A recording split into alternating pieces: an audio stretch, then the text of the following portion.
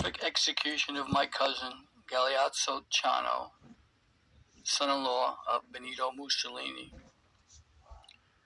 Galeazzo Ciano was born in 1903 in Livorno, Tuscany, Kingdom of Italy.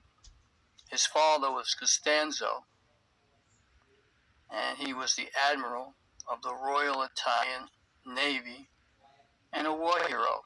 He was the founder of the National Fascist Party, given aristocratic title of Count by then King Victor Emmanuel III. Father and son both took part in Mussolini's 1922 March on Rome.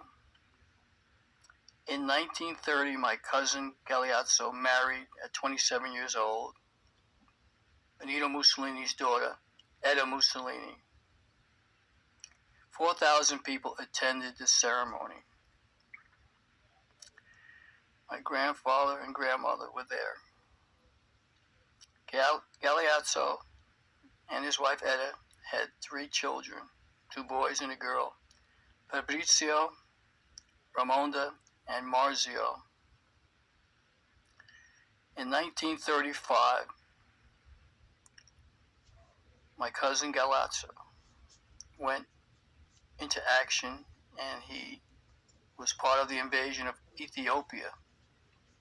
In that war, he received 2 silver medals and the rank of captain. In 1936, he was appointed Minister of Press and Propaganda by his father-in-law, Benito Mussolini. From 1939 to 1943, he was second in command under Benito Mussolini. In 1943, following a series of Axis defeats in the Second World War, Ciano began pushing for Italy's exit, and he was dismissed from his post as a result. He then served as ambassador to the Vatican. In July of 1943, Ciano was among the members of the Grand Council of Fascism that forced Mussolini's ousting and subsequent arrest.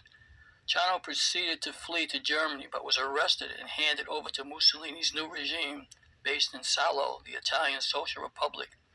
Mussolini ordered Ciano's death, and in January 1944, he was executed by firing squad. Ciano wrote and left behind a diary that has been used as a source for several historians, including William Shatter in The Rise and Fall of the Third Reich, and in the 4th hour of an HBO documentary drama, Mussolini and I.